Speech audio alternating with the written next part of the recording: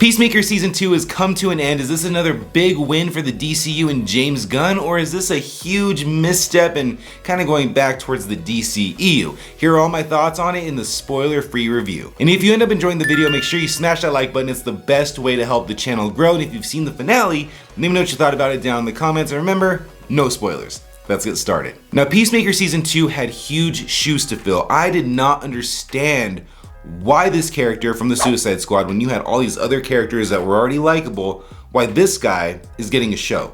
Watched Season 1, completely understood, and it blew me away in every aspect. It's one of the best comic book projects I've ever seen in my life, if not the best. So going into Season 2, there was so many things that I was looking for. Can it match it? Can it outdo it? And it even goes down, of course, to the intro. The intro is iconic, and even with the intro, it didn't quite grab me the way that the first season did until I saw the theme of the season. Season 1 had to introduce these characters, show us who they are, why we should care, and eventually them coming together. Season 2, however, deals with them on a much deeper level, emotionally, physically, dealing with the fallout of Season 1 and just personal things in their lives, which when you really zoom out and think about that is extremely relatable. Right? None of us have a pet eagle named Eagly that's the prime eagle, right? But we have stuff going on.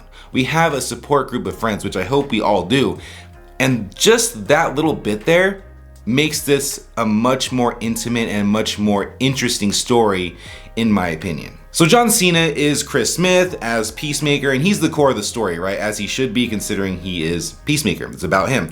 But the really rewarding thing of this season is seeing how he interacts with all the different characters. Literally, you could talk about Eagly, Adebayo, Amelia, it could be anybody, Vigilante. And it's just really nice to see, especially towards the end of the series, what they mean to him and what he means to them individually, right? They all have their different relationships, they love each other, but each one of them gets something different from each other. And that is something that I never really expected, that they would go that deep into this.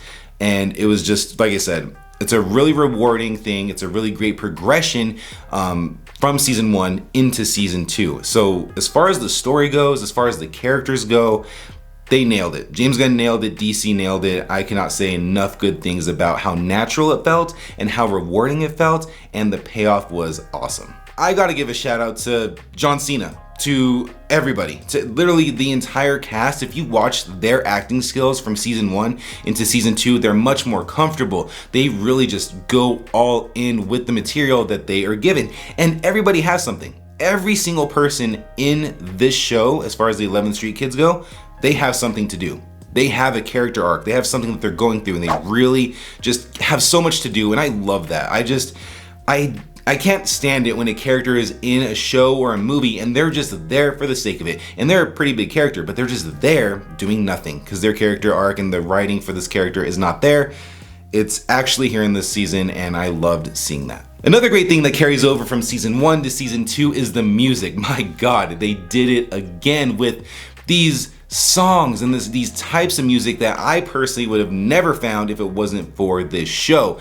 Love this stuff. It really felt like, it felt more of the same as far as the metal and like the rock and roll goes, but it has like a little bit more of a softer side to it, and I think that really plays in really well to this season. Once again, going back to the themes of the emotional journeys that these characters go through, so the music matches exactly what this season is about. It really helps elevate it even more once you start to see what it's about and you listen to the songs and the context, and it just comes together in a really nice package. And I'm actually really interested on how this story came to be, because you have Peacemaker, you have Chris Smith dealing with the different relationships around him, what he wants, who the person he is actually inside, and who he wants to be, and going to Earth X, because that's a thing, and seeing that there's a whole different world and the grass is just so much greener on the other side. That was such a good mystery of, is it really that good? What's the catch here? Should he go and stay there for his own mental health, for his emotional health? And then you find out what it is. Is it good? Is it bad? This is a spoiler-free review, so I'm not gonna go into that. And if you want that, remember, let me know in the comments. I'll do a full-on spoiler-free review about it. I would love to do that too. But I love just even that. There's so many different story threads in this season to complement each other. And without getting into too many spoilers here, we saw it in the trailer, Chris Smith goes to a different world. But it's kind of like a mirror world where things are the same, but a little bit different. I really like that. There are parts of it that I didn't like, and I'll get into that in a second. But as far as that goes, I felt like it was a great way to break up the pacing of what's going on here. Because like I said, this is an emotional season. This is an emotional journey for Chris. So adding in a different element as far as the different Earth goes adds mystery, it added a lot of action, and it added a lot of personal growth for Smith, which is the overall theme of this season. But that's kind of where the biggest issues with this season come from for me, is that second Earth. We get a really good glimpse of it. We get a nice tease of it at the first episode, but then it takes a little bit too long to get back over there and really set there. And when we are actually there, we're not there for as long as I think would have been nice to really get the full impact of what that actual world is. So I just wish we got to spend more time over there, because that's a huge deal. That's kind of what this whole season is built around.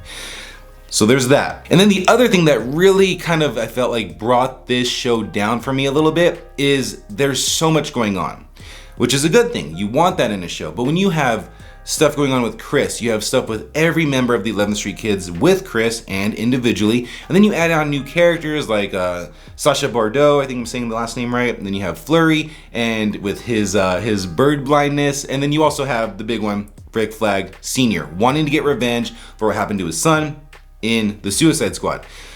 There's a lot. There's a lot of different elements going on in this show, and I just feel like it loses focus at times, especially in the middle of the season, and it kind of just, you don't know where to look. You know, you get a glimpse of this, you get a taste of this, and then you move on to this thing, and I just wish if the season was longer, if the episodes were longer. I think that the episodes were a little bit longer. I think that would have helped a lot.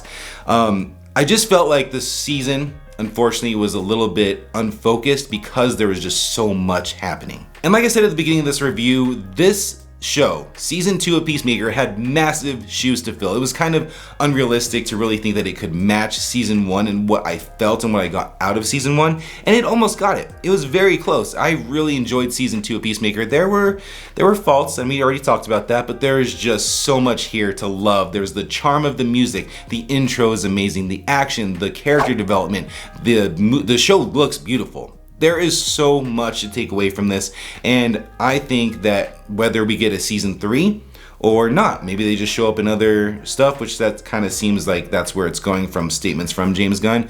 Either way, solid entry into the DCU, a great continuation of the characters that we were introduced to last season, and it's just a really rewarding show. At the end of the day, it's a very rewarding arc that everyone goes through.